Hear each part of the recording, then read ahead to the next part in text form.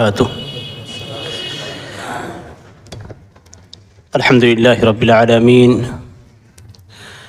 والصلاة والسلام على أشرف الأنبياء والمرسلين محمد وعلى آله وصحبه أجمعين، أما بعد. فيقول الله سبحانه وتعالى: وما كان المؤمنون لينفروا كافة فلولا نفر من كل فرقة منهم طائفة ليتفقهوا في الدين ولينذروا قومهم إذا رجعوا إليهم لعلهم يحذرون. محترم حاضرین، اللہ تبارک و تعالیٰ نے قرآن کریم کے اندر ہمیں اس بات کا حکم دیا ہے کہ ہم اللہ تبارک و تعالیٰ کے دین کو سمجھیں. اللہ تبارک و تعالیٰ نے ہمیں دین کو سمجھنے کا حکم دیا ہے،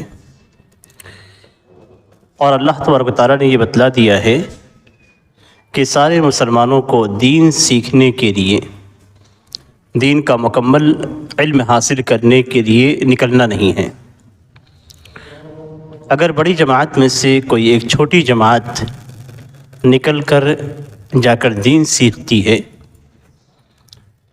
اور دین سیکھنے کے بعد لوٹ کر اپنی قوم کو دین کی باتیں بتا کے انہیں جہنم سے ڈراتی ہے، اللہ کا خوف اختیار کرنے کا حکم دیتی ہے، تو یہی کافی ہے. اور اسی بنیاد پہ شریعت کے سارے احکام ہمیں معلوم ہوتے ہیں. شریعت کو معلوم کرنے کا دو طریقہ ہوتا ہے. شریعت کے احکام یا تو تفصیل کے ساتھ بیان کیے جاتے ہیں، اور اس تفصیل کو ہم جان کر ہم شریعت کا علم حاصل کرتے ہیں، ہمیں معلوم ہو جاتا ہے.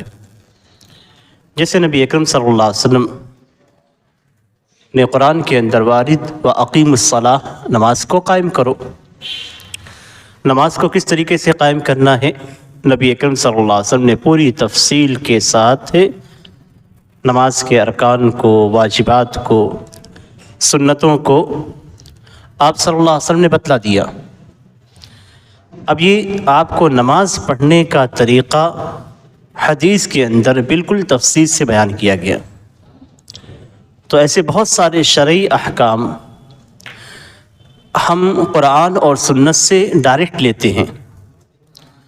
اس کی تفصیل قرآن کے اندر بیان کی جاتی ہے یا پھر حدیث کے اندر بیان کی جاتی ہے.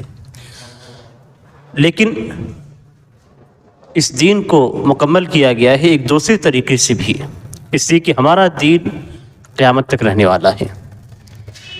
اسلام یہ قیامت تک رہے گا، اور ہمیشہ نت نئے مسائل پیدا ہوتے ہیں، جدید مسائل پیدا ہوتے ہیں، جو مسائل پہلے نہیں تھے، جو نبی اکرم صلی اللہ علیہ وسلم کے زمانے میں نہیں تھے، بعد کے ایام میں وہ مسائل پیدا ہوئے. اب یہاں پہ کیا صورت اختیار کرنی ہوگی؟ یہاں پہ شریعت کو مکمل تو کیا گیا ہے، دین مکمل ہے. الیوم اکملت لکم دینکم واتممت علیکم نعمتی، کہ ہم نے تمہارے لیے دین کو مکمل کر دیا ہے. تو دین مکمل ہو گیا، تو نئے مسائل کے لیے قرآن و حدیث کے اندر اصول رکھے گئے ہیں، قواعد رکھے گئے ہیں. یہ قواعد، یہ اصول ایسے ہیں کہ رہتی دنیا تک کوئی بھی مسئلہ آپ کو پیش آتا ہے دین کا یا دنیا کا، اس کا جواب شریعت کے اندر موجود ہے. اور یہی وجہ ہے کہ نبی اکرم صلی اللہ علیہ وسلم کی وفات سے لے کر آج تک جتنے بھی مسائل پیدا کیے گئے یا جتنے بھی مسائل پیدا ہوئے، ہر مسئلے کا حل صحابہ کرام نے قرآن اور حدیث کے اصول سے دیا. نئے مسائل کی تفصیل نہیں ہے. اور آپ کے سامنے موجودہ جو مثال ہے، کرونا کی مثال ہے. کرونا کے اندر جو مسائل پیدا ہوئے، نماز با جماعت کا مسئلہ، یہ بیماری اس سے پہلے موجود نہیں تھی. دور دور کھڑے ہونے کا مسئلہ، ایک دوسرے سے فاصلہ رکھنے کا مسئلہ، منہ کو ڈھک کر نماز پڑھنے کا مسئلہ، یہ تمام چیزیں نماز کے مسائل عام مسائل سے ہٹ کر تھے۔ اس میں جن قواعد کا استعمال کیا گیا ہے، جن اصولوں کو اس میں اپنایا گیا ہے، وہ اصول آپ کو جو پڑھائے جائیں گے، جو بتائے جائیں گے، قواعد فقہیہ کے جو اصول ہیں، ان اصولوں میں سے بھی بہت سارے اصول کو استعمال کیا گیا۔ آگے مثالیں میں ذکر کروں گا۔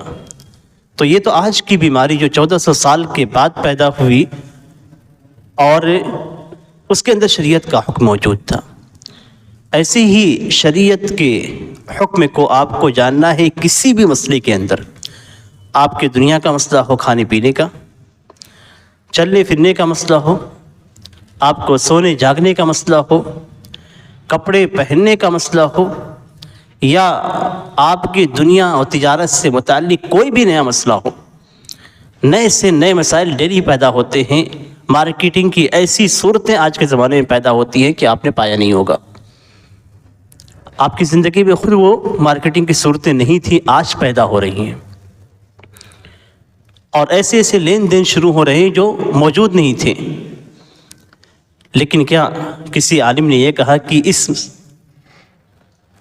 مارکیٹنگ کے تعلق سے یا جدید کوئی بھی مسئلے کے تعلق سے کوئی عالم نے یہ کہا کہ اس میں شریعت کا حکم نہیں ہے؟ شریعت کا حکم ہر جگہ بتایا جاتا ہے۔ یہ الگ بات ہے کہ ایک عالم اپنی محنت اور کوشش اور اجتہاد کے بعد کسی نتیجے تک پہنچتا ہے، دوسرا عالم شرعی نصوص کے اندر اجتہاد کے بعد کسی نتیجے تک پہنچتا ہے۔ ان دونوں نتائج کو جب علماء کہتے ہیں کہ اس مسئلے میں یہ راجح ہے، تو راجح ہونے کے لیے بھی قواعد اور اصول کا اعتبار کرتے ہیں۔ کس نے کس قاعدے کے تحت یہ حکم لگایا ہے، اور کیا یہ مسئلہ اس قاعدے کے تحت داخل ہوتا ہے یا داخل نہیں ہوتا ہے؟ یہی وہ چیزیں ہوتی ہیں جن کی رعایت کرنا ضروری ہوتی ہے، اور انہی چیزوں کی بنیاد پہ کسی کے قول کو راجح قرار دیا جاتا ہے، دوسرے کے قول کو مرجوح قرار دیا جاتا ہے، یا عام زبان میں اگر سمجھنا چاہیں تو ایک عالم کے قول کو صحیح قرار دیا جاتا ہے، دوسرے عالم کے قول کو غلط قرار دیا جاتا ہے۔ کیوں؟ اصول اور شریعت کے اصول اور قواعد، یہ اصول اور قواعد کتنے اہم ہیں، اس کو آپ جان سکتے ہیں کہ ایک عالم کی بات اصول کی روشنی میں غلط ہو جاتی ہے، دوسرے عالم کی بات اصول کی روشنی میں صحیح ہو جاتی ہے۔ فقہی مسائل کو عام طور پہ اصولوں کی روشنی میں ہی پرکھا جاتا ہے، اور جس کی بات اصول سے، قواعد سے زیادہ قریب ہو، اس کی بات صحیح ہوتی ہے، اور جس کی بات اصول اور قواعد سے دور ہو، اس کی بات غلط قرار پاتی ہے۔ قواعد فقہیہ کا جو معنی اور مفہوم ہے وہ یہ کہ فقہ کے قواعد، فقہی اصول، فقہی قواعد، یہ اصول فقہ سے الگ ہیں۔ اصول فقہ ایک الگ علم اور الگ مادہ اور الگ فن ہے، اور قواعد فقہیہ ایک الگ سبجیکٹ ہے، ایک الگ فن ہے، ایک الگ علم ہے۔ دونوں کے درمیان تعلقات تو ہیں، ایک ربط اور کنیکشن تو ہے، لیکن مکمل طور پہ دو الگ الگ مادے مانے جاتے ہیں، دو الگ الگ سبجیکٹ مانے جاتے ہیں۔ اصول فقہ کے اندر فقہ کے اصول اور قواعد کو بیان کیا جاتا ہے، اور اس کا کوئی تعلق ڈائریکٹ فقہ سے نہیں ہوتا، بلکہ فقہ کے صحیح ہونے کو اصول سے پہچانا جاتا ہے۔ وہیں پہ دوسری جو چیز ہے جسے ہم قواعد فقہیہ کے نام سے جانتے ہیں، جو آج کا ہمارا موضوع ہے، قواعد فقہیہ کے اندر بہت سارے فقہی مسائل کو جمع کر کے اس کے اندر جو سارے فقہی مسائل کے اندر ایک کامن بات ہوتی ہے، اس کو قاعدے کے طور پہ لایا جاتا ہے۔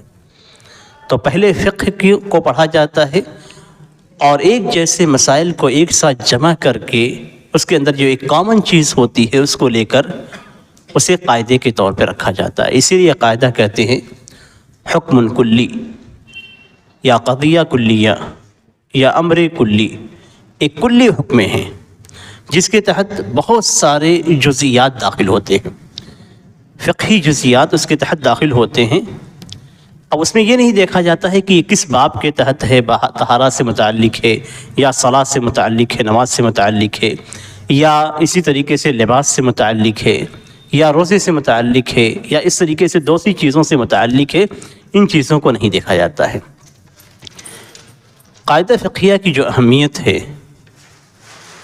اور اس میں سب سے اہم قواعد فقہیہ کیا ہیں، علامہ عز الدین ابن عبد السلام رحمہ اللہ، جنہیں عز بن عبد السلام کہا جاتا ہے، وہ کہتے ہیں کہ احکام فقہیہ، سارے احکام، فقہی احکام صرف ایک قاعدے کے تحت گھومتے ہیں۔ قاعدہ کیا ہے کہ اعتبار المصالح و درء المفاسد، مصالح کا اعتبار کرنا اور مفاسد کو دور کرنا۔ یہ قاعدہ بہت زیادہ اہم ہے، اور اسے امام عز بن عبد السلام رحمہ اللہ نے ذکر کیا ہے، اس لیے کہ ہم جب سارے اپنے مسائل کو دیکھتے ہیں، اللہ نے جن باتوں کا ہمیں حکم دیا ہے اور جن باتوں سے منع کیا ہے، دو چیزیں ہمارے سامنے رہتی ہیں۔ شریعت کی دو باتیں، ہمیں حکم دیا گیا ہے یا ہمیں منع کیا گیا ہے، دو ہی چیزیں ہیں۔ جن باتوں کا ہمیں حکم دیا گیا ہے اس کے کرنے میں مصلحت ہے، اللہ نے کسی مصلحت کے تحت ہمیں اس چیز کا حکم دیا ہے۔ جن چیزوں سے ہمیں منع کیا گیا ہے اس کے اندر خرابی ہے، اور اس خرابی کو دور کرنے کی وجہ سے، کرنے کے لیے اللہ تبارک تعالیٰ نے اس سے ہمیں منع کیا ہے۔ تو سارے قاعدے، فقہی قاعدے جتنے بھی ہیں، یا یہ کہا جائے کہ پوری شریعت دو چیزوں پہ ہے، مصالح کا اعتبار کرنا اور مفاسد کو دور کرنا۔ یہ ساری مصلحتیں لوٹتی بھی ہماری طرف ہے، اور یہ ساری خرابیاں جن سے منع کیا گیا ہے وہ ہمیں خراب کرتی ہیں، اس لیے اللہ تعالیٰ نے اس سے منع کیا ہے۔ آپ کو نماز کا حکم دیا گیا ہے، آپ اس میں مصلحت تلاش کیجیے، تو آپ کو جہاں اللہ کی عبادت اصل مقصد ہماری پیدائش کا ہے وہ آپ کو وہاں پہ نظر آئے گا۔ یعنی جس سے مقصد سے ہمیں پیدا کیا گیا ہے، اللہ تبارک تعالیٰ نے ہماری پیدائش کا جو مقصد بیان کیا ہے وہ یہ کہ ہم اللہ کی عبادت کریں، تو صلاح عبادت ہے، اس عبادت کی وجہ سے ہمیں پیدا کیا گیا اور صلاح کا حکم دیا گیا ہے۔ صیام کے اندر بھی یہ چیزیں پائیں گے۔ اس سے ہٹ کر اگر آپ اس کے اندر دنیاوی مصلحت تلاش کرتے ہیں، دنیا کی مصلحت، تو صلاح کے اندر جو دنیاوی مصلحتیں ہیں وہ بھی کم نہیں ہیں۔ ہم عبادت کی نیت سے نماز پڑھتے ہیں، لیکن اس میں ہمارا فائدہ ہے، ہمارے بدن کا فائدہ ہے، ہمارے بدن کی جتنی بھی حرکتیں ہیں، ہاتھوں کا ہلانا، ہاتھوں کا اٹھانا، رکوع میں جانا، سجدے میں جانا، سجدے کے بعد ایک خاص حالت میں اطمینان کے ساتھ بیٹھنا اور کھڑے رہنا، یہ تمام چیز، بلکہ نگاہ تک آپ کی سجدے کے مقام پہ ہو پورے نماز کے اندر سوائے تشہد کی حالت میں۔ اس میں جب آپ دیکھیں گے ان ساری چیزوں میں تو آپ کو بدنی مصلحت پہ نظر آئے گی، وہ ہمارا مقصد نہیں ہے۔ یعنی ہمارا مقصد یہ ہے کہ صرف ہم اللہ کی عبادت کریں، لیکن اس کے باوجود اللہ تبارک و تعالیٰ نے اس کے اندر بھی ہمارے لیے فائدہ رکھا ہے۔ جب آپ نگاہ قیام کی حالت میں سجدے کی جگہ پہ رکھتے ہیں اور کسی طرف نہیں لے جاتے ہیں، تو جہاں آپ کے ذہن کو سکون ملتا ہے۔ آج تعجب کی بات یہ ہے کہ لوگ اسلام کے احکامات کو چھوڑ کر یوگا میں جاتے ہیں، اور یوگا کو یہ سمجھتے ہیں کہ یہ بس سے ورزش کرنے کا ایک طریقہ ہے۔ نہیں، یہ ان کی عبادت کا طریقہ ہے، یہ اسلام سے اس کا کوئی تعلق نہیں ہے، بلکہ اسلام اس کے خلاف ہے۔ اور جو یہ شبہ پھیلایا جاتا ہے کہ یہ صرف ورزش کے طریقے نہیں، یوگا ان کی مذہبی کتابوں کے اندر لکھا ہوا ہے، وہ طریقہ ان کے مذہبی کتابوں میں بیان کیا گیا ہے، جس طریقے سے ہمارے صلاح کا طریقہ ہماری مذہبی کتابوں کے اندر بیان کیا گیا ہے، وہ ان کی عبادت ہے۔ وہ آپ کو بیوقوف بناتے ہیں ورزش کے نام پہ۔ ہمارے یہاں نماز کو نماز قرار دیا جاتا ہے، ہم عبادت کے طور پہ اس کو رکھتے ہیں، ورزش کے طور پہ نہیں، لیکن اس کے باوجود ہمارے بدن کی پوری ورزش اس کے اندر موجود ہے۔ آنکھوں کو جب آپ قیام کی حالت میں رکھتے ہیں، پھر رکوع کی حالت میں اسی جگہ پہ رکھتے ہیں، پھر سجدے کی حالت میں آپ اسی جگہ پہ دیکھتے ہیں، تو آپ کے آنکھ کا جو دائرہ ہے وہ وسیع اور چھوٹا ہوتا جاتا ہے۔ آپ دور کی چیز دیکھیں، پھر آپ قریب کی چیز دیکھیں، تو آپ کے اندر پھیلاؤ اور سکڑن ہوتا ہے۔ یہ چیزیں ہیں۔ آپ کسی چیز کی حرکت کو بار بار اوپر نیچے ایسے سے دیکھیں گے، حرکت کو دیکھیں گے، تو آپ کے آنکھ کی ورزش ہوتی ہے۔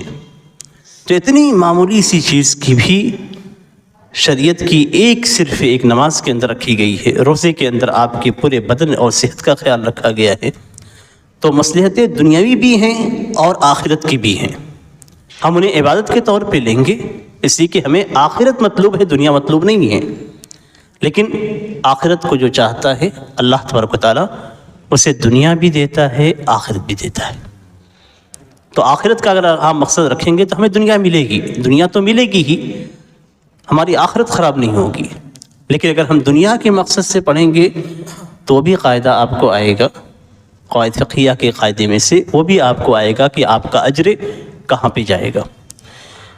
تو یہاں پہ العز بن عبدالسلام رحمہ اللہ نے سارے قواعد فقہیہ کو بلکہ پوری شریعت کو صرف 2 چیزوں پہ رکھا ہے: مصلحت کا اعتبار کرنا، اسے کرنا، اور مفسدت کو دور کرنا یعنی اسے نہ کرنا۔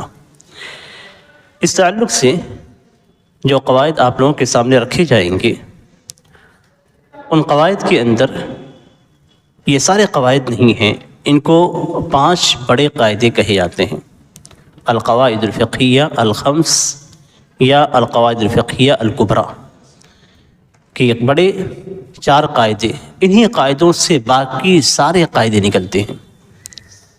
بعض علماء نے اسے صرف 3 شمار کیا ہے، بعض نے اسے 4 شمار کیا ہے، اور جس پہ اکثر علماء کرام ہیں یہ 5 ہیں۔ یہ 5 بڑے قاعدے ہیں، اور ان 5 بڑے قاعدوں کا فقہ کے بہت سارے مسائل سے تعلق ہے، اسی لیے ان کو بڑے قاعدے قرار دیا جاتا ہے۔ چھوٹے قاعدے اور بھی ہیں، لیکن ان کو بڑا قاعدہ اس لیے کیا جاتا ہے کہ یہ عام طور پہ یہ قاعدے استعمال میں آتے ہیں اور ہماری زندگی سے اس کا بہت زیادہ تعلق ہے۔ قاعدے کا معنی کیا ہوتا ہے؟ قاعدے کا معنی ہوتا ہے بنیاد۔ ہر چیز کی بنیاد کو قاعدہ کہتے ہیں، اسی لیے ہم بچپن میں قاعدہ پڑھتے ہیں، اس لیے کہ وہ بنیاد ہوتی ہے ہمارے لیے قرآن پڑھنے کی۔ قاعدہ نورانیہ، قاعدہ بغدادیہ، یہ سب اساس ہوتی ہیں، ہماری بنیاد ہوتی ہیں، اور اسی سے ہم قرآن کریم کو پڑھنا سیکھتے ہیں، اسی لیے اسے قاعدہ کہا جاتا ہے۔ تو ہر چیز کی بنیاد، یعنی آپ یہ عمارت دیکھ رہے ہیں، یہ عمارت سے بغیر بنیاد کے قائم نہیں ہوئی۔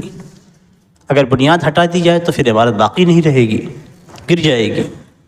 ایسے ہی اگر آپ قاعدہ نورانیہ، قاعدہ بغدادیہ اگر آپ نہیں پڑھیں گے تو آپ حروف کو نہیں پہچان پائیں گے، وہ ابتدا آپ کی نہیں ہوئی تو آپ قرآن نہیں پڑھ پائیں گے۔ اسی لیے بڑا ہو جائے یا چھوٹا رہے، کوئی شخص بڑا ہو یا چھوٹا ہو، ہر ایک کو پہلے قاعدہ پڑھایا جاتا ہے، حروف پہچانوائے جاتے ہیں، اس کے بعد وہ قرآن کریم پڑھنا شروع کرتا ہے۔ تو یہاں پہ قاعدہ فقہیہ جو بیان کیا گیا ہے، قاعدہ کا معنی ہوتا ہے اساس، بنیاد، فاؤنڈیشن۔ قرآن کریم کے اندر بھی قاعدہ کو اسی معنی میں استعمال کیا گیا ہے۔ اللہ تعالیٰ نے قرآن مجید میں فرمایا وَإِذْ يَرْفَعُ إِبْرَاهِيمُ الْقَوَاعِدَ مِنَ الْبَيْتِ وَإِسْمَاعِيلُ رَبَّنَا تَقَبَّلْ مِنَّا إِنَّكَ أَنْتَ السَّمِيعُ الْعَلِيمُ، کہ جب ابراہیم اور اسماعیل علیہ السلام بیت اللہ کی بنیادوں کو بلند کر رہے تھے، تو قواعد کا لفظ جو قاعدہ کی جمع ہے، جیسے ہم قواعد فقہیہ کہتے ہیں، تو یہ اسی معنی میں لغت کے اندر استعمال ہوتا ہے، اور اصطلاحی طور پہ ایسا حکم ہے جس کے تحت بہت ساری جزئیات داخل ہو جائیں، یعنی ایک ایسا عنوان آپ دے دیں جس کے تحت بہت سارے جو جزئی مسائل ہیں، فقہی مسائل ہیں، یہ آپ کو معلوم ہو جائے۔ اس کے پڑھنے کا فائدہ کیا ہے؟ کیوں ہم اس کو پڑھتے ہیں؟ اصول کو پڑھنے کا یا قواعد فقہیہ کو پڑھنے کا فائدہ کیا ہے؟ شریعت کی جو باتیں ہیں اور شریعت کے جو مسائل ہیں، ان مسائل کے لیے جو بنیاد ہے، ان بنیاد کو جاننے سے ہم اس کے تحت داخل ہونے والے مسائل کو جان سکتے ہیں۔ جب ہمیں اصول معلوم ہوگا، جب ہمیں قاعدہ معلوم ہوگا، تو قاعدے کو اگر ہم جان لیں گے تو ایسی صورت میں اس کے تحت جو مسائل داخل ہوتے ہیں ان مسائل کو ہم جان لیں گے۔ اسی لیے طلباء کو قواعد پڑھائے جاتے ہیں۔ قواعد کیوں پڑھائے جاتے ہیں؟ تاکہ آگے ان کو جو مسائل پیش آئیں، ان مسائل کا حل کرنے کی طاقت اور قدرت ان کے اندر موجود رہے، ان کے پاس فقہی قوت ہو جاتی ہے۔ فقہی قوت جب پائی جاتی ہے تو ایسی صورت میں نئے مسائل کو وہ سمجھ سکتے ہیں، ان مسائل پہ وہ شریعت کے مطابق جواب دے سکتے ہیں۔ اس کا ایک اور فائدہ ہوتا ہے اور وہ فائدہ یہ ہے کہ آپ ہر فقہی مسئلے کو کسی نہ کسی قاعدے سے جوڑ سکتے ہیں کہ یہ فقہی مسئلہ اس قاعدے کے تحت داخل ہے. جیسے مثال کے طور پہ رمضان کے مہینے میں اگر کوئی شخص مسافر ہے تو ایسی صورت میں وہ روزے کو توڑ سکتا ہے. اب اس کو کس قاعدے سے آپ جوڑیں گے؟ اصول موجود ہے، قاعدہ موجود ہے. قاعدہ کیا ہے؟ المشقۃ تجلب التیسیر، کہ جہاں مشقت پیش آتی ہے مشقت آسانی پیدا کرتی ہے. سفر میں آپ کو پریشانی ہے، مشقت ہے، اس لیے اللہ تعالیٰ نے آسانی رکھی ہے کہ آپ روزہ نہ رکھیں اور بعد کے ایام میں روزہ رکھیں. ایسے ہی سارے مقامات پہ نماز میں آپ کھڑے نہیں ہو سکتے، آپ بیٹھ کر نماز پڑھیے، اللہ کے رسول صلی اللہ علیہ وسلم کا حکم ہے. لیکن یہ کس قاعدے سے جڑتا ہے؟ المشقۃ تجلب التیسیر. آپ کو کھڑے ہونے میں مشقت ہے، پریشانی ہے، تو آپ بیٹھ کے پڑھیں. آپ بیٹھ کے نہیں پڑھ سکتے ہیں، لیٹ کے پڑھیں. کیوں؟ اس لیے کہ المشقۃ تجلب التیسیر. تو ہر مسئلے کو آپ کسی نہ کسی قاعدے سے جوڑ سکتے ہیں. تو یہ فائدہ ہوتا ہے جب آپ فقہی مسائل کو پڑھیں گے تو آپ کے پاس اگر قواعد فقہیہ ہے تو قواعد فقہیہ سے ان مسائل کو آپ جوڑ سکتے ہیں. ایک اور فائدہ یہ ہے کہ آپ کو بہت ساری دلیلوں کو ذکر کرنے کی ضرورت پیش نہیں آئے گی. آپ صرف ایک قاعدہ ذکر کر دیں، قاعدے کے تحت وہ چیز داخل ہوتی ہے تو آپ اس کو کر سکتے ہیں. آسانی کے ساتھ آپ سے کوئی دلیل نہیں مانگے گا. اگر کوئی پڑھا لکھا انسان ہے تو آپ سے دلیل نہیں مانگے گا، صرف ایک قاعدہ آپ بیان کرتے تو قاعدے کے تحت جتنی بھی دلیلیں آتی ہیں وہ ساری دلیلیں اس مسئلے کی دلیل بن جائیں گی. جیسے مثال کے طور پہ کورونا کے ایام میں آپ سے مسجد آنا قانونی طور پہ منع تھا اور شریعت کے اعتبار سے بھی مرض پھیلنے کی وجہ سے منع کر دیا گیا تھا، روک دیا گیا تھا. اب کورونا کے ایام میں آپ نہیں آتے تھے. اب کوئی آپ سے پوچھے کہ مسجد نہ جانے کی دلیل کیا ہے؟ کورونا کے ایام میں مسجد میں نہ جانے کی دلیل کیا ہے آپ کے پاس؟ تو آپ پریشان ہوں گے. قرآن کے اندر تو کوئی آیت ایسی نہیں ہے جس میں کہا گیا ہو کہ تم بیماری کی حالت میں مسجد میں نہ آؤ. نبی اکرم صلی اللہ علیہ وسلم کی احادیث کے اندر بھی کرونا کی بیماری کے تعلق سے مسجد میں آنے کا تو ذکر نہیں ہے. ہاں، کھڑے نہیں ہو سکتے، آپ کو کوئی بدنی پریشانی ہے، آپ مسجد سے چل نہیں پاتے ہیں تو آپ گھر کے اندر نماز پڑھیں گے. اس طرح کی صورتحال تو ہے کہ آپ کے لیے چلنا مشکل ہو رہا ہے، یعنی آپ کے اندر چلنے کی قوت نہیں ہے تو آپ مسجد میں نہیں آئیں گے. لیکن آپ کے پاس تو چلنے کی قوت ہے، آپ تو چل سکتے ہیں، جا سکتے ہیں مسجد میں. لیکن بیماری نے آپ کو روکا ہوا ہے، جو بیماری آپ کو نہیں ہے، دوسروں کو بھی نہیں ہے، لیکن ایک بیماری پھیلی ہوئی ہے. تو پھر اس صورت میں کیا کریں گے؟ آپ قاعدہ لے آئیں گے، المشقۃ تجلب التیسیر. مشقت آسانی پیدا کرتی ہے. یہاں پہ مشقت ہے، جائیں گے تو بیماری لگ جائے گی، جائیں گے تو آپ بیمار ہو سکتے ہیں، آپ کی موت بھی ہو سکتی ہے اس سے. تو آپ نے قاعدہ کا استعمال کیا. اب اس کے بعد آپ کی بیماری ختم ہو گئی، کرونا ختم ہو گیا، مسجد میں آنا واجب ہے. تو کیوں سوال پیدا ہوتا ہے کیوں مسجد میں آنا واجب ہو گیا؟ آپ سے کوئی دلیل مانگے تو آپ کیا دلیل دیں گے؟ مشکل ہوگا آپ کے لیے کہ خاص ایک مسئلے میں آپ دلیل اٹھا کر لے آئیں اور اس کو پھر دلیل کے ذریعے سے سمجھائیں.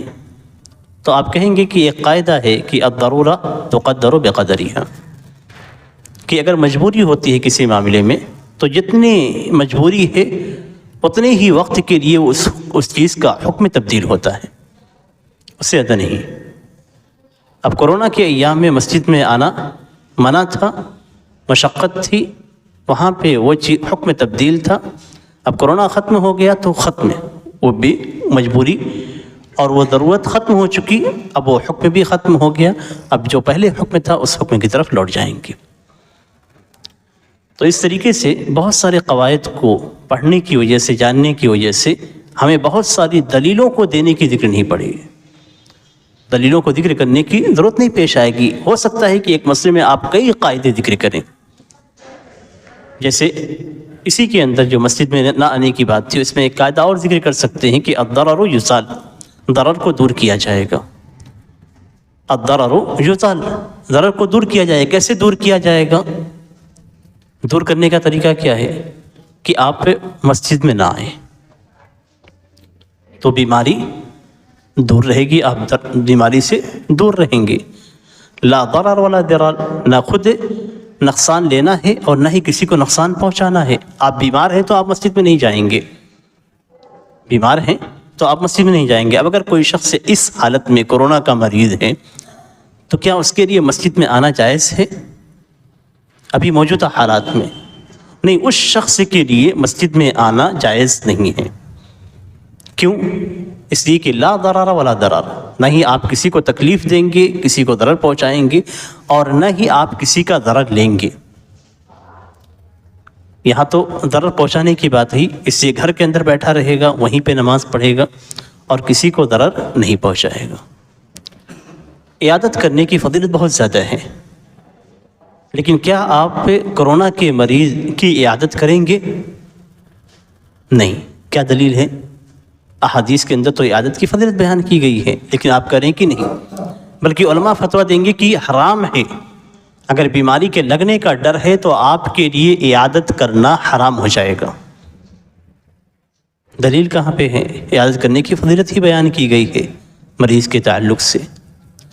نہیں، نبی اکرم صلی اللہ علیہ وسلم کی احادیث کو دوسرے انداز میں ایک دوسرے پہ قیاس کرتے ہوئے لے سکتے ہیں، لیکن اس قاعدے کو بھی لے سکتے ہیں کہ لا ضرر ولا ضرار، کسی کو تکلیف میں نہیں ڈالنا ہے اور نہ ہی کسی کی تکلیف کو لینا ہے آپ کو. تو آپ جب جائیں گے تو آپ بیماری لینے جا رہے ہیں، ایک خدشہ ہے کہ بیماری آپ کو لگ جائے گی، تو وہاں پہ آپ کو دور رہنا آپ کے اوپر واجب ہے، یعنی عیادت کرنا آپ کے لیے حرام ہے. تو اس طریقے سے بہت سارے قواعد کی دلیل ہمیں، بہت سارے مسائل کی دلیل ہمیں ان قواعد کے اندر مل جاتی ہے.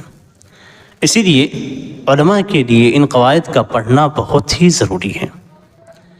اب ہم آتے ہیں ان قواعد کی طرف، ایک ایک کر کے ایک ایک قاعدہ، اس کی مثالیں، اس کا معنی اور مفہوم کیا ہے، اور پھر اس کے کچھ مسائل کو بھی ذکر کرنے کی کوشش کریں گے. اس سلسلے میں پہلا قاعدہ ہے الامور بمقاصدها. الامور بمقاصدها، امور کا معنی کیا ہے؟ امور کا معنی ہے کہ افعال اور اس کے اندر اقوال بھی داخل ہیں. ہمارے افعال، ہم جو کرتے ہیں، اور زبان سے بولنا بھی فعل ہے. زبان سے بولنا بھی، کہنا بھی یہ فعل ہے، یہ عمل ہے. اسی لیے کوئی اگر تسبیح بیان کرتا ہے تو ہم کہتے ہیں کہ نیک عمل کر رہا ہے. ہم کیا بولتے ہیں؟ نیک عمل کر رہا ہے. کوئی لا الہ الا اللہ بولتا ہے تو ہم کہتے ہیں کہ اس نے بہت اچھا عمل کیا. تو زبان سے بولنا بھی یہ عمل ہے. اور یہاں پہ امور سے مراد انسان کے اعمال، انسان کے اعمال کا تعلق اس کے مقاصد سے ہے. مقاصد سے مراد کیا ہے؟ یعنی آپ کا اس عمل کو کرنے کا مقصد کیا ہے؟ آپ کیوں یہ کام کر رہے ہیں؟ تو جیسی آپ کوئی بھی آپ کام کریں گے تو اس میں نیت دیکھی جائے گی، اس کا مقصد دیکھا جائے گا کہ آپ کس مقصد کے تحت کوئی کام کر رہے ہیں. آپ یہاں پہ آئے ہوئے ہیں، کس مقصد کے تحت آئے ہوئے ہیں؟ ہر ایک اپنے مقصد کو اچھی طریقے سے جانتا ہے. کسی کی نیت ہوگی علم حاصل کرنے کی، کسی کی نیت ہوگی کہ چلیے ٹائم پاس کریے، بیٹھ جاتے ہیں. جیسے جلسے ہوتے ہیں، بڑے بڑے جلسے، علماء آتے ہیں تو بعض لوگوں کا مقصد ہوتا ہے کہ چلیے جلسے میں جاتے ہیں، وہاں پہ ٹھیلے میلے ہوں گے، کچھ کھائیں گے، پئیں گے، انجوائے کریں گے اور تھوڑا سا بیٹھ بھی جائیں گے. کسی کا مقصد ہوتا ہے کہ یہ مقرر بڑی اچھی تقریر کرتا ہے، بڑے گاگا کے بیان کرتا ہے، بڑے لچھے دار انداز میں ہاتھوں کو ہلاتا ہے، منہ کو بناتا ہے، چلو آج اس کا ایکشن دیکھتے ہیں. مقصد کیا ہے؟ ایکشن دیکھنا. ایک شخص سے آتا ہے، اس کا مقصد یہ ہے کہ دین کی باتیں ہو رہی ہیں، کچھ دین سیکھ لیں گے، کچھ نصیحت مل جائے گی۔ ایسی محفلوں میں شریک ہونے سے اللہ تبارک و تعالیٰ کی رحمتیں نازل ہوتی ہیں، فرشتے چھاتے ہیں، اور خاص طور پہ مسجد کے تعلق سے تو بہت ہی بابرکت جگہ ہیں، اور یہاں پہ علم سیکھنے کی فضیلت تو بہت زیادہ ہے۔ تو اس نیت سے آتا ہے، تو آپ کو کئی مقصد مل گئے۔ الامور بمقاصدها، آپ کا فعل کس مقصد سے ہے وہ چیز دیکھی جائے گی، اور اسی کے مطابق آپ کو اجر و ثواب دیا جائے گا یا اجر و ثواب سے محروم کر دیا جائے گا۔ تو چاہے آپ کی تسبیح ہو، چاہے آپ کی تحمید ہو، چاہے آپ کا نماز پڑھنا ہو، چاہے آپ کا روزہ رکھنا ہو، چاہے آپ کی کوئی بھی عبادت ہے، ان ساری عبادتوں میں سب سے زیادہ جس چیز کا خیال کیا جائے گا وہ آپ کی اصل نیت اور آپ کا مقصد کیا ہے۔ اور اللہ تبارک تعالیٰ اسی اعتبار سے بندوں کو اجر دیتا ہے۔ تو اس قاعدے کا مقصد یہی ہے کہ ہر چیز کے اندر آپ کو یہ دیکھنا ہے کہ ہمارا مقصد کیا ہے۔ جو مقصد ہوگا اسی مقصد کے اعتبار سے آپ کے عمل پہ شریعت کا حکم لگے گا۔ یعنی ایک آسان سی بات میں کہتا ہوں، ایک شخص سے آتا ہے نماز پڑھنے کے لیے، اس کا مقصد یہ ہے کہ لوگ مجھے دیکھ کر نمازی کہیں۔ شریعت کے اعتبار سے اس پہ کیا حکم لگے گا کہ ریاکار ہے۔ دوسرا شخص ویسے ہی وضو بنا کے نماز پڑھنے کے لیے آیا، اس کی نیت یہ ہے کہ اللہ نے نماز کو فرض کیا ہے، میں فرض کی ادائیگی کرتا ہوں اور اجر طلب کرتا ہوں۔ دونوں کا عمل ایک جیسا ہے، نیت الگ الگ ہے، ایک ریاکار ہے، دوسرا عبادت گزار ہے۔ تو حکم شریعت کے اعتبار سے حکم کس پہ لگے گا؟ جو جیسی نیت رکھے گا اس پر حکم بھی ویسا لگے گا۔ تو الامور بمقاصدها کا معنی یہی ہے کہ جو شخص جیسا عمل کرے گا، جیسی بات کہے گا، جیسا عمل کرے گا، اس کی نیت اس کے اندر کیا ہے، اسی نیت کے اعتبار سے اس پہ حکم لگایا جائے گا۔ اب نیت کا جو تعلق ہے وہ دل سے ہے، اور ہمیں جو مکلف کیا گیا ہے وہ یہ کہ ہم ظاہری طور پہ حکم لگائیں گے، کسی کی نیت کو ہم نہیں جانتے، لیکن نیت کے اعتبار سے وہ شخص اپنے عمل کا فیصلہ کر سکتا ہے۔ ہم کسی کی نماز کا فیصلہ نہیں کر سکتے ہیں کہ اس کی نماز باطل ہے، اسی کی ریاکار ہے، یا اس کی نماز پہ اس کو اجر ملے گا اس لیے کہ یہ اللہ کے لیے نماز پڑھ رہا ہے۔ ہم نہیں حکم لگائیں گے، ہم صرف ظاہر کے مطابق حکم لگائیں گے، باطن کے مطابق نہیں۔ اور اسی وجہ سے اگر نیت ہے، مقصد ہے، تو مقصد کے اعتبار سے ہی حکم لگائے جائے۔ جیسے مثال کے طور پہ فعل کی بات کہی کہ فعل کے اندر قول بھی ہے۔ ایک شخص اپنے دل میں اپنی بیوی کو طلاق دے دیتا ہے، ایک شخص اپنے دل کے اندر اپنی بیوی کو طلاق دے رہا ہے، ایسے بس سوچ رہا ہے کہ میں اپنی بیوی کو طلاق دے رہا ہوں، یا میں فلاں شخص کو اپنا یہ مکان بیچ دے رہا ہوں۔ دل کے اندر، صرف دل کے اندر، زبان سے نہیں بولا، تو کیا اس کی بیوی کو طلاق ہو جائے گی یا اس کا مکان بک جائے گا؟ نہیں، اس لیے کہ فعل کا پائے جانا ضروری ہے، اور فعل زبان سے کہنا یا کر کے دکھانا۔ تو اگر فعل نہیں پایا گیا تو پھر نیت کا کوئی اعتبار نہیں ہے۔ لیکن یہاں پہ ایک مسئلہ اور الگ ہوتا ہے جو عقیدے کے مسائل ہیں۔ عقیدے کے مسائل اس مسئلے سے مستثنیٰ ہیں، یعنی عقیدے کا جو تعلق ہے وہ دل سے ہے۔ تو اب اگر کوئی شخص مثال کے طور پہ دل میں یہ عقیدہ رکھتا ہے، عقیدے کا مطلب یہ کسی چیز کو سوچ کر اس کو گانٹھ لینا، باندھ لینا، یہ عقیدہ ہے۔ یعنی آپ اس کو باندھ کر رکھتے ہیں کہ یہ چیز میرے نزدیک ہے۔ کوئی یہ سمجھتا ہے کہ قبر والے سے کچھ مانگنا یہ جائز ہے، زبان سے نہیں بولتا، صرف عقیدہ رکھتا ہے۔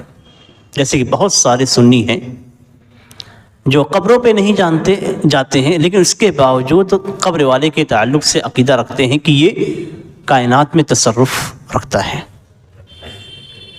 عبد القادر جیلانی کی قبر پہ نہیں جاتے، وہاں جا کر ان سے مانگتے نہیں ہیں، لیکن ان کا عقیدہ یہ ہے، عقیدہ کا مطلب یہ کہ یہ سوچ ان کے ذہن میں بیٹھی ہوئی ہے اور دل کے اندر انہوں نے اس کو باندھ کے رکھا ہے، تو یہ قلبی اعمال ہوتے ہیں۔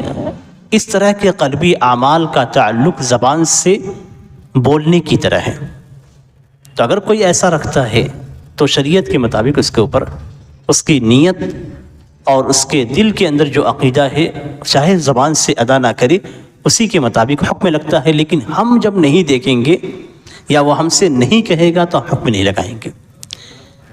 کس طریقے سے؟ ایک شخص ہے، مثال کے طور پہ ایک شخص ہے، وہ قبر پہ نہیں جاتا، قبر والے سے مانگتا بھی نہیں، قبر پہ جا کے سجدے بھی نہیں کرتا، رکوع بھی نہیں کرتا، کچھ بھی نہیں، لیکن وہ زبان سے یہ بھی نہیں کہتا ہے کہ یہ چیز غلط ہے یا صحیح ہے۔ اب اگر ہم کوئی چیز نہیں پاتے ہیں اس کے اندر اور اس نے کبھی زبان سے ادا نہیں کیا تو ہم اس پہ حکم نہیں لگا سکتے ہیں کہ یہ شرک کر رہا ہے۔ جیسے کسی سنی کے گھر میں کوئی بچہ پیدا ہوتا ہے اور وہ پوری زندگی بڑے ہونے کے بعد بھی، بالغ ہونے کے بعد، سمجھدار ہونے کے بعد کبھی قبر پہ نہیں جاتا، تو کیا ہم اس کے اوپر حکم لگائیں گے کہ یہ قبر پرست ہے؟ اس نے کبھی زبان سے نہ انکار کیا نہ ہی اقرار کیا، اور ہمیں معلوم ہے اس کے تعلق سے، نہ ہم نے اس سے پوچھا نہ اس نے ہمیں بتایا۔ اب اس کے دل کے اندر کیا چیز ہے ہم نہیں جانتے، تو وہ اپنے عقیدے کا مالک ہے اللہ کے ہاں، لیکن ہم ظاہری طور پہ جب اس کو شرک کے اندر نہیں دیکھتے، کلمہ توحید کا اقرار کرتے ہوئے دیکھتے ہیں، اور ہم نہیں جانتے ہیں کہ وہ قبر والے کے تعلق سے کیا عقیدہ رکھتا ہے، تو ہم اس کے شرکیہ عمل کرنے کے، یا ہم اس کو یہ نہیں کہیں گے کہ وہ غلط عقیدے والا ہے، اس لیے کہ ہم ظاہر کے مطابق حکم لگائیں گے۔ تو عقیدے کا مسئلہ ایک الگ مسئلہ ہے، اور جو باقی معاملات ہیں وہ الگ ہیں، یعنی شریعت کے جو فقہی مسائل ہیں، ان فقہی مسائل میں جب تک زبان سے ادا نہ کیا جائے یا عمل کے ذریعے سے اس کو نہ دکھایا جائے اس وقت تک اس کا حکم کچھ بھی نہیں ہوتا۔ الامور بمقاصدہا نہیں ہے کہ نیت کے اعتبار سے اس کا حکم لگایا جائے، اس لیے کہ ہمارا کام صرف ظاہری چیزوں پہ، ظاہری اعمال پہ، ظاہری باتوں پہ حکم لگانا ہے، لوگوں کے دل کے اندر کیا چیزیں ہیں اس کا حکم ہم نہیں لگائیں گے۔ یہ قاعدے کی وضاحت ہو گئی۔ وضاحت کے بعد سب سے اہم جو چیز ہوتی ہے ایک مسلمان کے لیے وہ یہ کہ ہر چیز کی دلیل ہونی چاہیے، دلیل کے بغیر کسی کا بھی کوئی دعویٰ قبول نہیں کیا جاتا ہے، اور قرآن کریم کے اندر بھی یہی حکم دیا گیا ہے، فَاسْأَلُوا أَهْلَ الذِّكْرِ إِن كُنتُمْ لَا تَعْلَمُونَ بِالْبَيِّنَاتِ وَالزُّبُرِ، کہ اہل علم سے پوچھو، اگر تمہیں نہیں معلوم ہے تو اہل علم سے پوچھو، وہ دلیلوں کی روشنی میں آپ کو بتائیں گے۔ دلیلوں سے پوچھنا ہے۔ اب اس قاعدے کی دلیل بھی قرآن حدیث کے اندر ہے، اسی کی سارے قواعد کی دلیلیں قرآن و حدیث کے اندر موجود ہیں۔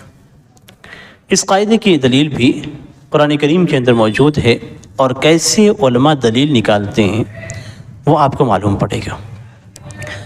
قرآن کریم کے اندر اللہ تعالیٰ فرماتا ہے کہ بُعُولَتُهُنَّ أَحَقُّ بِرَدِّهِنَّ فِي ذَلِكَ إِنْ أَرَادُوا إِصْلَاحًا، کہ اگر طلاق کا مسئلہ ہے، اگر کوئی شخص اپنی بیوی کو طلاق دے دیتا ہے تو جو طلاق رجعی ہے اس کے اندر شوہر اپنی بیویوں کے لوٹانے کے زیادہ حقدار ہیں، یعنی شوہروں کو حق دیا گیا ہے کہ وہ عدت کے اندر اپنی بیویوں کو پلٹا سکتے ہیں، رجوع کر سکتے ہیں۔ اللہ تعالیٰ نے اتنی بات کی، حکم ذکر کیا کہ شوہروں کو پاور دیا گیا ہے کہ اپنی بیویوں کو لوٹا لیں، لیکن یہ لوٹانا دو طریقے سے ہوگا، یا تو آپ اسے پریشان کرنے کے لیے لوٹا رہے ہیں، یا آپ پہ اصلاح کے طور پہ خوشگوار زندگی گزارنے کے لیے آپ پلٹا رہے ہیں۔ دو ہی صورتیں ہوں گی۔ اللہ تعالیٰ نے فرمایا کہ ان ارادو اصلاحا، اگر شوہر اصلاح کا ارادہ رکھتے ہیں تو ان کو اپنی بیویوں کو پلٹانے کا زیادہ حق ہے، رجوع کرنے کا حق حاصل ہے۔ تو اس کا مطلب یہ ہوا کہ اگر شوہر اپنی بیوی کو تکلیف دینے کے لیے، اسے لٹکانے کے لیے، پریشان کرنے کے لیے کہ طلاق دے دیا، طلاق دینے کے بعد عدت گزر رہی ہے، جب عدت ختم ہونے کا وقت آتا ہے تو پلٹا لیتا ہے، پلٹا لیا، 3 مہینے تقریباً 3 حیض تک کے قریب وہ عدت میں رہی، اب اس کے بعد پھر طلاق دے دیتا ہے، پلٹانے کے بعد پھر طلاق دے دیتا ہے، جاؤ لٹکی رہو تم۔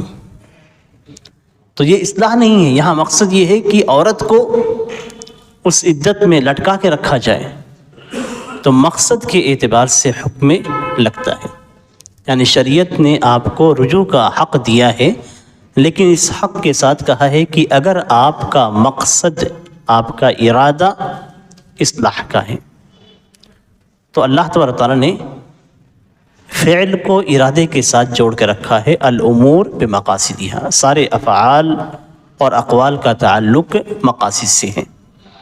تو آپ کا مقصد کیا ہے، اسی مقصد کے اعتبار سے آپ کے اس عمل پہ حکم لگایا جائے گا۔ یعنی اگر آپ اصلاح کے ارادے سے کرتے ہیں تو اس آیت کریمہ پہ آپ عمل کر رہے ہیں، اور اگر آپ کا مقصد اور اصلاح نہیں ہے، تکلیف پہنچانا ہے، تو ایسی صورت میں آپ کے لیے رجوع کرنا حرام ہے۔ ایک طرف جائز ہے، دوسری طرف حرام ہے۔ کیوں؟ مقصد کے تبدیل ہو جانے سے۔ اچھا مقصد ہے تو حلال ہے، اور اگر غلط مقصد ہے تو ایسی صورت میں یہ چیز حرام ہو جاتی ہے۔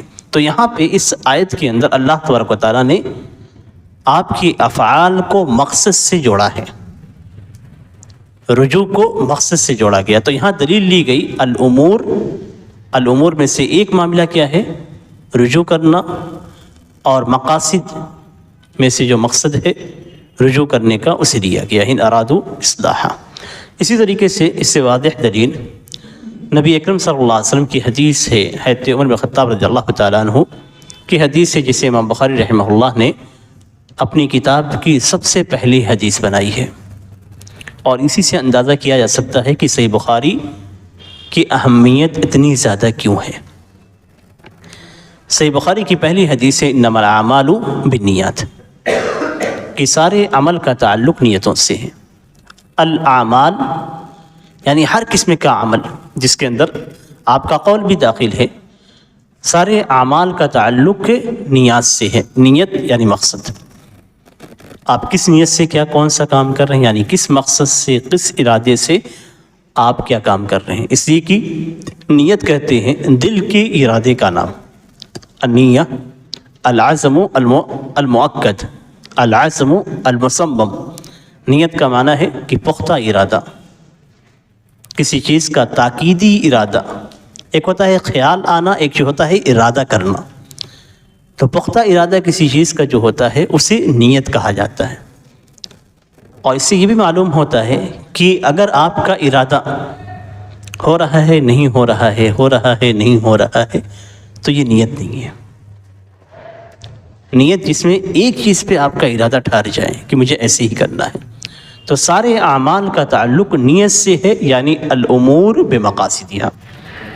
تو یہ اس قاعدے کی دلیل ہے نبی اکرم صلی اللہ علیہ وسلم کی حدیث سے۔ اسی طریقے سے جیسا کہ بیان کیا گیا کہ مختلف آیات اور احادیث سے چن کر دلیل لی جاتی ہے۔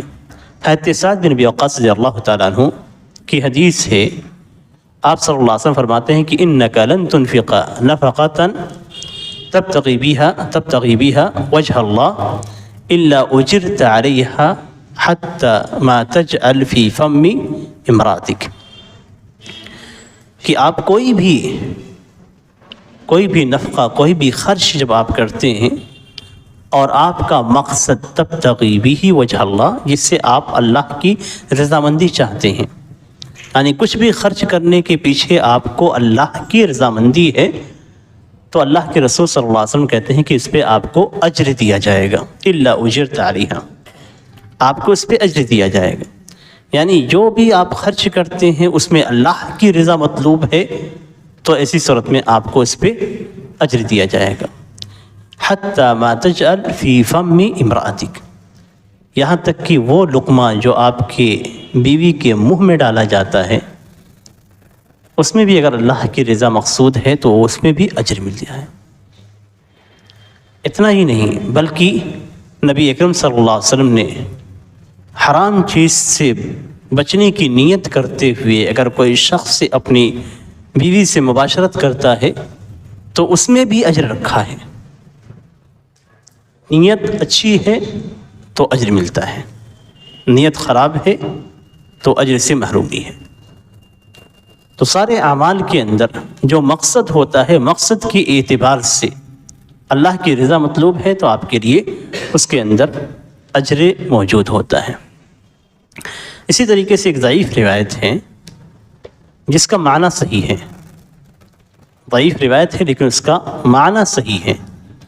ضعیف روایتیں دو طریقے کی ہوتی ہیں، ایک ضعیف روایت جس کا معنی شرعی اعتبار سے نہ آیا ہو کہیں پہ، یعنی بالکل نئی چیز ہے، اس کو بیان نہیں کیا گیا، اور دوسری ضعیف روایتیں وہ ہوتی ہیں جن کے معانی صحیح ہوتے ہیں، قرآن کے اندر یا صحیح احادیث کے اندر بیان کیے جاتے ہیں۔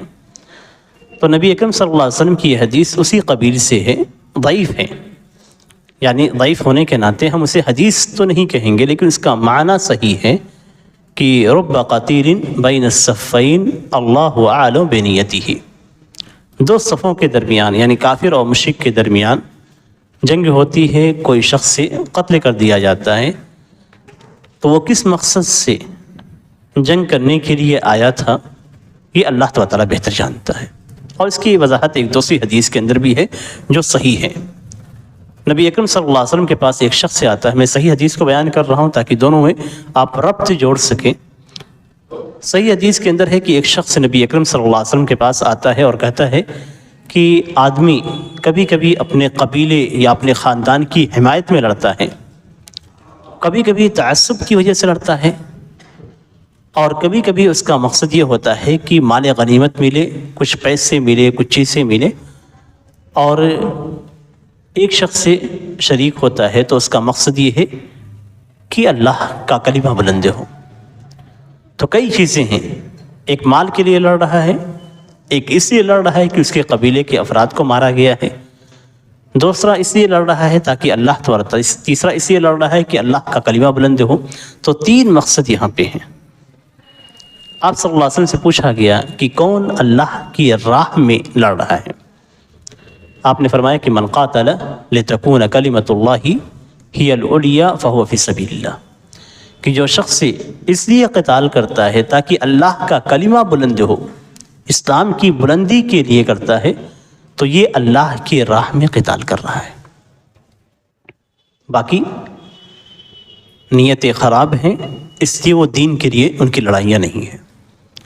سب کی لڑائیاں ایک جیسی ہیں، سب قتال کر رہے ہیں، سب مار پیٹ کر رہے ہیں، سب ایک دوسرے کو، سامنے والے کو، مشرکین کو نیچا کرنے کی کوشش کر رہے ہیں، لیکن مقصد الگ الگ ہے، تو مقصد کے اعتبار سے حکم بھی الگ ہو جاتا ہے۔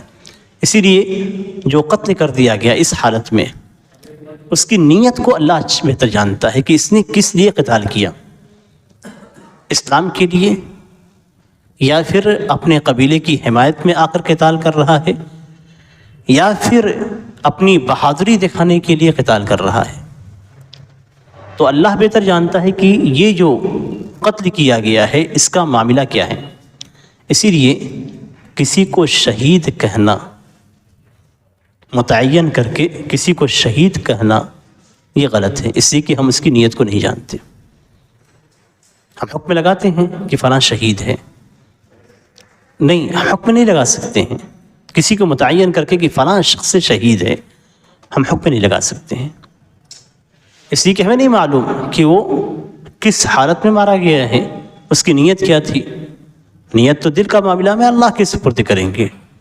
ہاں، اس کے اعمال کے اعتبار سے ہم کہہ سکتے ہیں کہ ہم اس کو ایسا سمجھتے ہیں، جیسے کوئی شخص نماز کا پابند ہے، روزوں کا پابند ہے، تو ہم کہیں گے کہ وہ نیک آدمی ہے، تو اس کے ظاہری اعمال کو دیکھ کر ہم یہ کہہ سکتے ہیں کہ ہم ایسا سمجھتے ہیں، اللہ بہتر جانتا ہے۔ تو ہمیں یہ حکم دیا گیا ہے کہ جو ہم نے دیکھا ہے اپنی آنکھوں سے اس کی ہم گواہی دیں، یعنی ہم نے قتال کرتے ہوئے، لڑتے ہوئے دیکھا تو ہم کہیں ہاں وہ لڑ رہا تھا مسلمانوں کی صف میں، لیکن کیا وہ شہید ہے یا شہید نہیں ہے، یہ حکم ہم نہیں لگائیں گے۔ نبی اکرم صلی اللہ علیہ وسلم کی ایک دوسری حدیث ہے جسے حضرت ابو الدرداء رضی اللہ تعالیٰ عنہ روایت کرتے ہیں کہ من اتی فراشہ وهو ينوي ان يقوم فيصلي من الليل فغلبته عينه حتى يصبح كتب له ما نوى وكان نومه صدقة عليه من ربه۔ جو شخص بستر پہ جاتا ہے اور اس کی نیت یہ ہے، وهو ينوي، نیت ہے کہ وہ رات میں اٹھ کر نماز پڑھے گا، یعنی بہت سارے افراد ہیں جو اس نیت سے سوتے ہیں کہ رات میں سونے کے بعد کچھ دیر بعد بیدار ہوں گے اور اس کے بعد نماز پڑھیں گے، تو آنکھ غالب آ جاتی ہے اور صبح تک سوتا رہ جاتا ہے، یعنی فجر تک، رات میں ٹائم ہی نہیں ملا، فجر کی اذان کے ساتھ اس کی نیند کھلی۔ تو جو نیت اس نے کی ہے اس نیت کا اجر اس کے لیے لکھ دیا جاتا ہے۔ یعنی نیتوں کا اتنا بڑا فائدہ ہے کہ نیت اگر کر کے آدمی سوتا ہے، اور نیت کا مطلب یہ ایک پختہ ارادہ، میں نے کہا صرف سوچنا نہیں، پختہ ارادہ ہے۔ یعنی پختہ ارادے کے اندر آج کے زمانے میں آپ لیں گے تو کیسے پختہ ارادہ ہوگا کہ آپ الارم لگا کے سو دیں،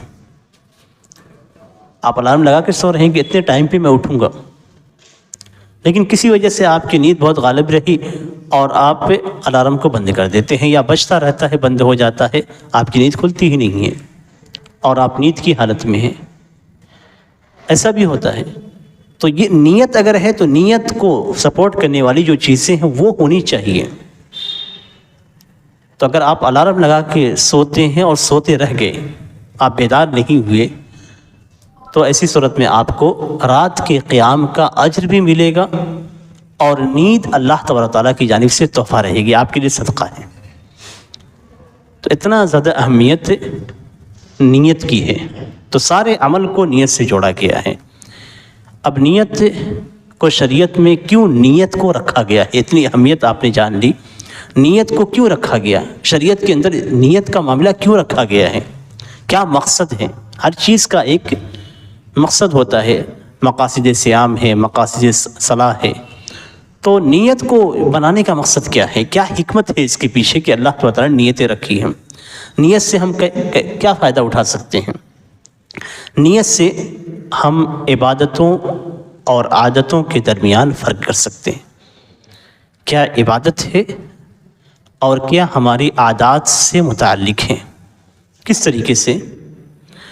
آپ وضو کرتے ہیں، وضو کی نیت ہوتی ہے، آپ نے ہاتھوں کو دھلا، چہرے کو دھلا، پیر کو دھلا، سب کچھ آپ نے کیا، یہ وضو کی نیت ہوتی ہے، آپ خاص طریقے سے اسے کرتے ہیں۔ اس میں آپ کی نیت کیا ہوتی ہے کہ میں وضو کر رہا ہوں۔ آپ کام سے آتے ہیں، باہر سے آتے ہیں، تو آنے کے بعد گھر میں داخل ہو کے ہاتھ پیر سب، چہرہ وغیرہ سب دھلتے ہیں، وہاں پہ آپ کی نیت وضو کی نہیں ہوتی۔ تو اگر آپ وضو کی طرح سے اگر آپ دوسری ویسے ہی کوئی کام کرتے ہیں، تو اگر نیت وضو کی ہے تو وضو ہے، اگر نیت وضو کی نہیں ہے تو وضو نہیں ہے۔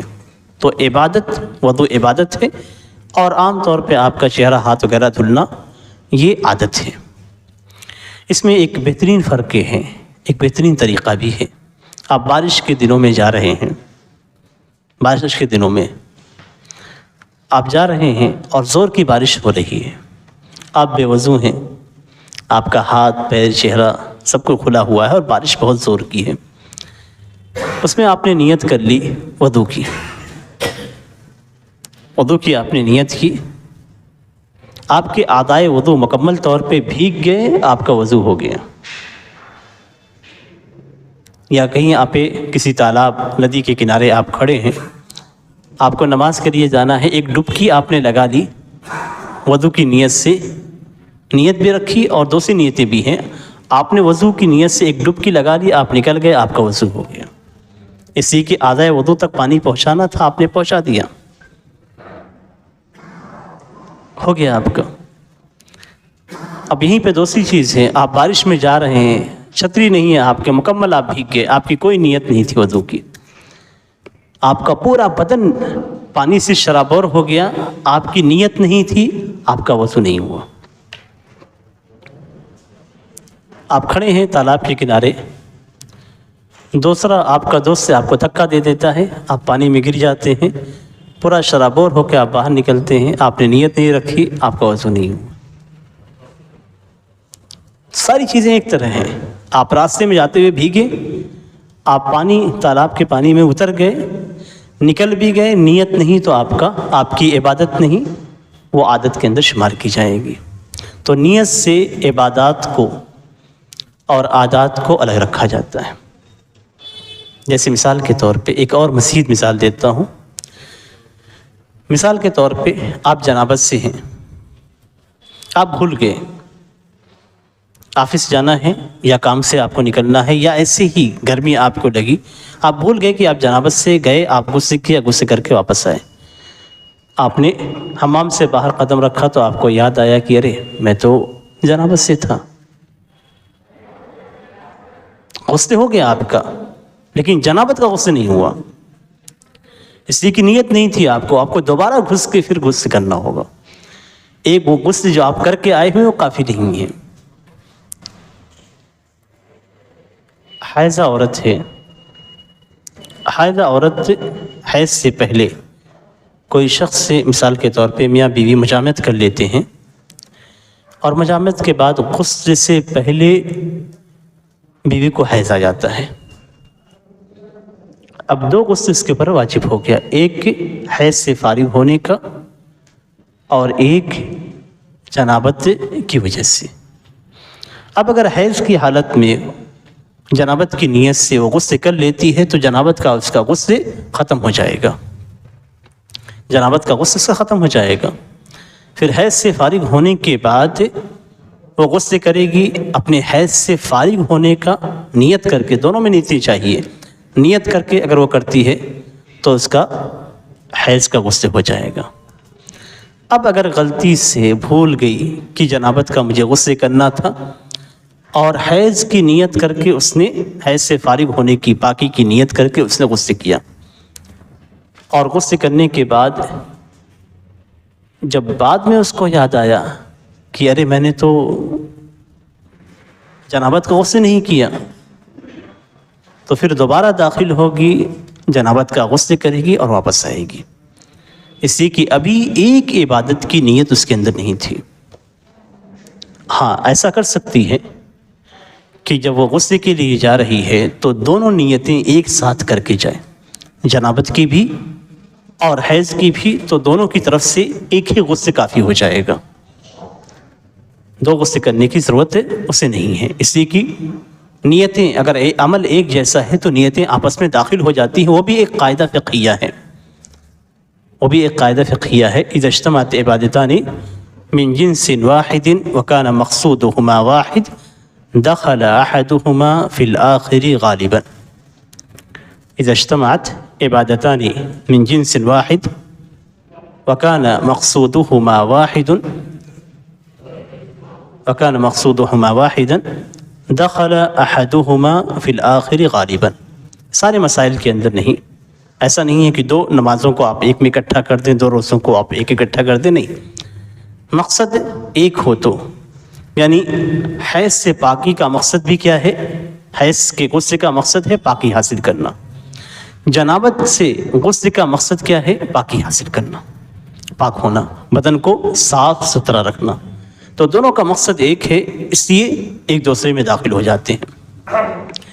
جیسے مثال کے نماز کی مثال آپ لے لیجیے، آپ آتے ہیں تحیۃ المسجد پڑھتے ہیں اور ساتھ میں آپ کی نیت کیا ہوتی ہے کہ آپ اس میں سنت بھی ادا کریں گے۔ جیسے فجر کے وقت آپ آئے، فجر کی سنتیں آپ کو پڑھنی ہیں، آپ مسجد میں داخل ہوئے، تحیۃ المسجد، فرض اور سنت وضو تینوں میں ملا لیتے ہیں، تحیۃ المسجد اور فجر کی سنتیں اور وضو کی سنتیں، تینوں آپ نے ایک ہی میں ملا کے پڑھ لیا، آپ کی صحیح ہوگی۔ اسی کی تحیۃ المسجد کا مقصد کیا ہے کہ مسجد میں داخل ہونے کے بعد پہلی نماز، اور آپ کے فجر کی سنت پہلی نماز ہے۔ وضو کی سنتوں کا مقصد کیا ہے کہ وضو کرنے کے بعد 2 رکعتیں پڑھی جائیں، آپ نے وضو کے بعد 2 رکعتیں پڑھی، اور فجر کی سنت کا مقصد کیا ہے کہ فجر کی اذان کے بعد آپ 2 رکعت پڑھیں. آپ نے فجر کی اذان کے بعد 2 رکعتیں پڑھی تو مقصد سب اکٹھا ہو گیا. سب کا مقصد جو اصل مقصد ہے اس مقصد میں تینوں نمازیں اکٹھا ہو جاتی ہیں. تو آپ تینوں نمازیں ایک ہی نیت 3 نیت سے ایک ہی نماز آپ پڑھ سکتے ہیں. لیکن فرد کی 4 رکعت کا مقصد الگ ہے اور ظہر کے بعد کی 2 رکعت کا مقصد الگ ہے. ظہر سے پہلے کی 4 رکعتوں کا مقصد الگ ہے. اس کا مقصد ہے سنت کی ادائیگی. اور ظہر کی 4 رکعتوں کا مقصد کیا ہے کہ فرد کی ادائیگی. تو دونوں کا مقصد الگ الگ ہو گیا. جہاں مقاصد الگ ہو جائیں گے وہاں پہ آپ کو مستقل طور پہ آپ کو وہ عبادت ادا کرنی ہوگی. تو نیات کا جو معاملہ ہے وہ یہ کہ عبادت میں آپ فرق کریں گے. جیسے مثال کے طور پہ ایک شخص سے ٹائم ہو گیا روک دیتے ہیں.